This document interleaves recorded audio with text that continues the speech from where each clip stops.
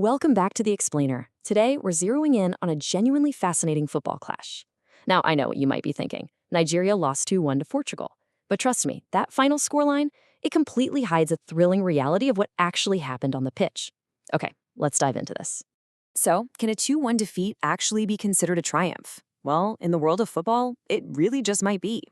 According to the breakdown from ESPN, the Super Eagles didn't just show up for a friendly kickabout. They pushed Portugal, who, let's remember, are heavy World Cup favorites, to the absolute limit.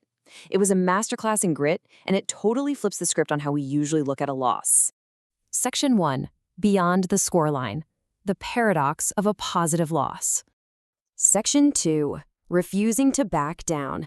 David versus Goliath. And this brilliantly illustrates the mountain Nigeria had to climb. Going into this match, Portugal was deep into their World Cup prep, absolutely packed with global superstars. We're talking Cristiano Ronaldo, Bruno Fernandes, Bernardo Silva, the whole shebang. Against that kind of firepower, a lot of teams might have just, parked the bus and hoped for the best. But as Fox Sports pointed out, the Super Eagles straight up refused to sit back. They matched Portugal's intensity blow for blow and looked incredibly dangerous whenever they went on the counterattack. The massive takeaway from Fox Sports here is crystal clear. Nigeria can absolutely compete with elite European opposition when they play with confidence.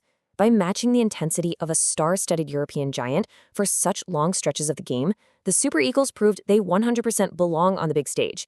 Honestly, it's all about having that fearless mindset. Section 3. Akor Adams sends a message. The breakout star. Just listen to this quote from ESPN because it perfectly captures his massive impact. They wrote, "His equalizer was taken with real composure, and throughout the game, he troubled Portugal's defense with his movement and physical presence. In the heat of the moment, under insane pressure, Adams just kept his cool. He gave Nigerian fans a very specific, undeniable hero to root for out there." Now, what's really interesting about this slide is when we break down his specific impact, you see just how good he was. Right before halftime, he scored this incredibly clinical equalizer, which, by the way, is a massive psychological boost. He showcased a huge physical presence the entire match. And arguably the most impressive part, he was actively troubling elite, world-class defenders. We're talking guys like Ruben Diaz. Because of this phenomenal performance, Adams has officially emerged as a seriously reliable attacking option for Nigeria's future. Section 4. The efficiency difference. Constructive critique. So according to the analysis from Outlook India, the main difference really just came down to efficiency. Portugal didn't necessarily dominate every single minute of the play, right? But they made their opportunities count. You had Pedro Neto and Francisco Conceição capitalizing on these tiny, fleeting windows to score. Nigeria, on the flip side, created some brilliant moments, but just lacked that ruthless clinical conversion rate. And ultimately, they suffered from a few small but costly momentary defensive lapses.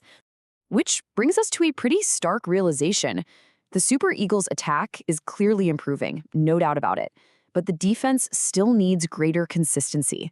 When you're going toe-to-toe with the top teams in the world, literally a few seconds of lost concentration is all it takes to shift the entire game.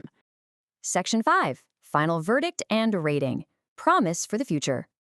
So the crucial point is exactly what Al Jazeera points out here.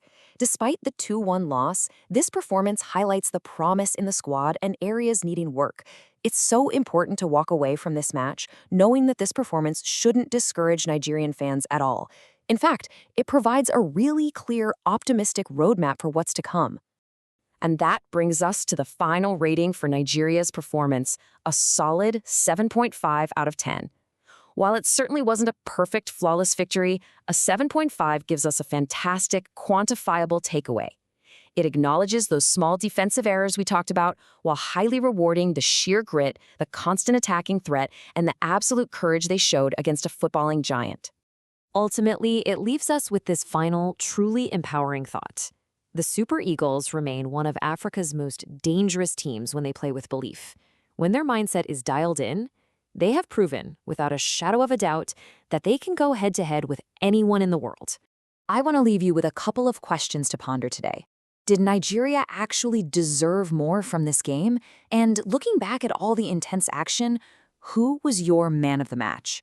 We've really just scratched the surface of the beautiful game today, but I hope this explainer gave you a crystal clear understanding of what really happened out there on the pitch. Keep learning, keep analyzing, and I'll catch you next time.